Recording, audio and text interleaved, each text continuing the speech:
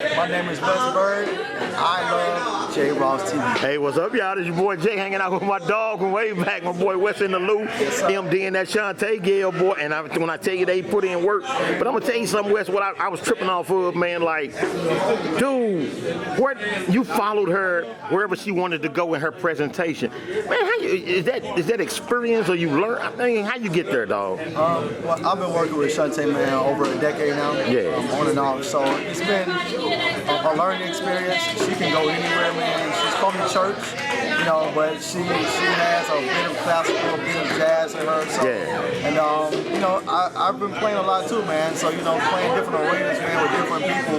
You kind of take all that and bring it to the table, you know. And over time, man, we just develop a chemistry that, you know, I know I'm in her back pocket no matter where she wants to go. So that comes from like being around her that long and all your other experiences. Absolutely. So what, like, say hypothetically, if she brought a special guest on stage at a particular night, do the same principles follow? You watching her, or do you just feel a vibe? Or yeah, we feel a vibe, man.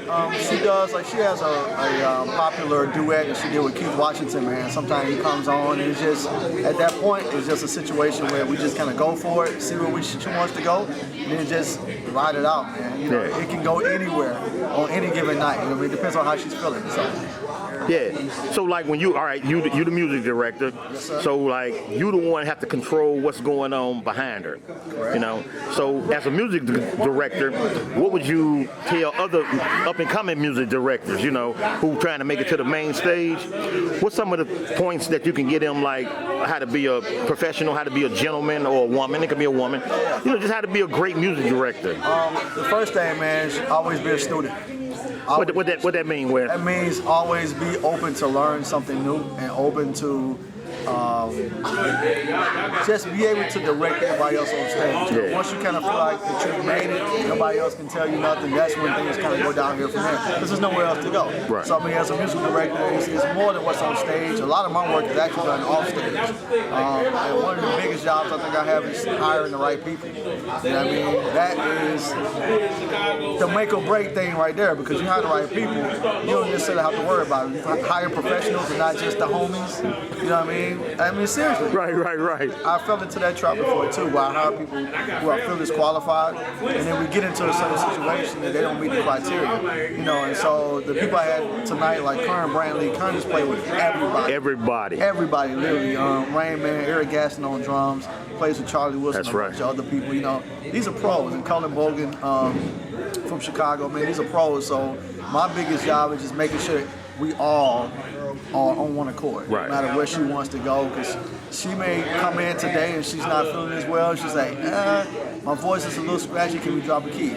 We all got to kind of be there, you know what I mean, and be able to accommodate her. You know, sometimes she wants to add new stuff on the road, whatever the case may be. We may not have a lot of time to kind of go over and really get it tight, so my job is to come up with the arrangements, send it out to everybody, get into a sound check earlier if we don't necessarily have a rehearsal, and just get everybody up to par, you know what I mean? She trusts me to do that, once again, but that comes from our longevity in our relationship, you know, on and off stage, so yeah. But speaking on that being the MD thing, man, what's it like when you have to fire somebody, man?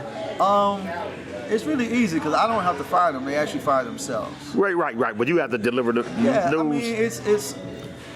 I'm not harsh. I'm a gentleman even in that. You just said that word earlier. Right. You know, I mean, I don't have to do it often, and usually it's a situation where if they're already there, we got to get through the night. It's just maybe a situation I just don't call them back. You know what I mean? Because they may not fit the bill. So the firing thing is not necessarily just like, yo, you out of here. You know, your plane ticket is you know, it ain't that type of deal usually. You know, and once again, being an experienced MD at this point, I know who's going to give me what. You know what I mean? I don't like to spoon feed and babysit people. Professionals, because it's a professional gig. You know what I mean? So from that manner, it's like, come in, do what you got to do, be professional, look the part. You know, don't cause no trouble, don't stir up no trouble. And we try to be a family on stage. Because when you're on the road, you all you got. You know, whether you're in Europe, you're in St. Louis, you're in California, you're in Australia, it's usually only about 8 or 10 of you guys are there.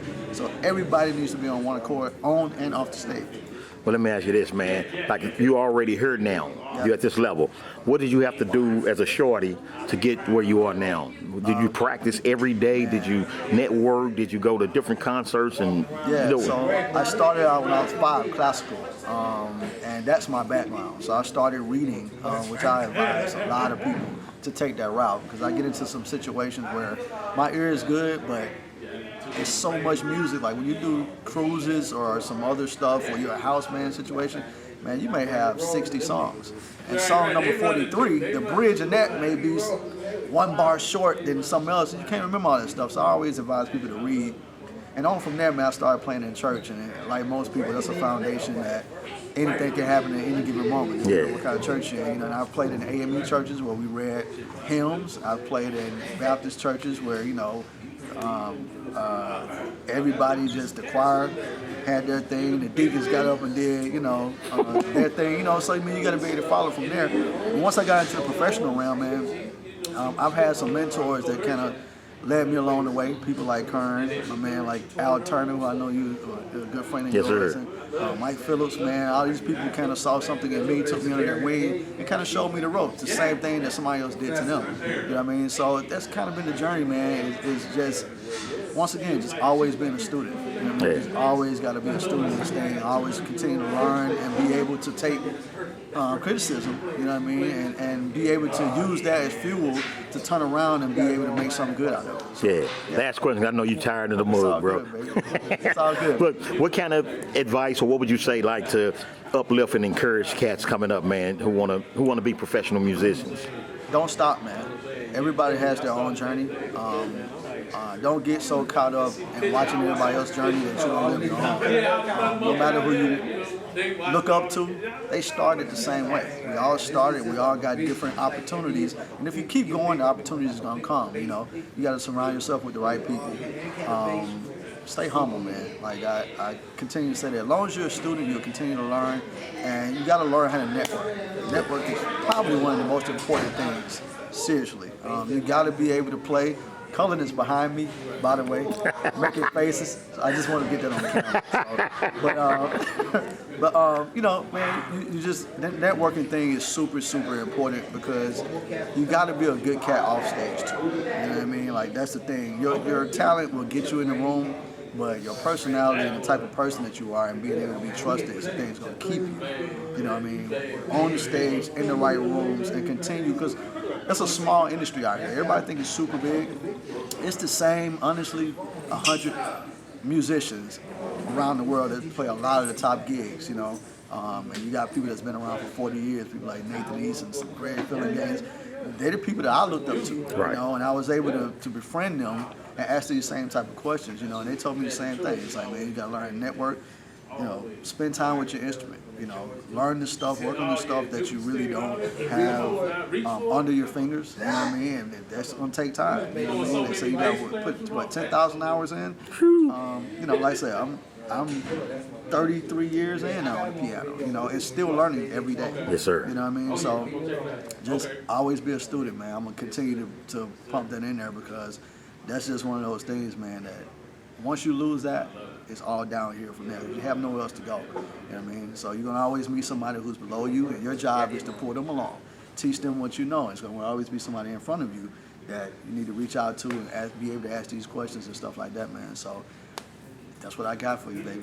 Yes, sir. Hey, y'all, this your boy, J. Ross. Hollering at my dog, West, man. We go back. We going to let them bounce, man, because these cats tired. They waiting on behind my back. They ready to hit the ride. You've been hanging out for 3 nights? 3 nights, baby. 3 nights. Yeah. So we 15,100,000 strong, and we gone. Peace.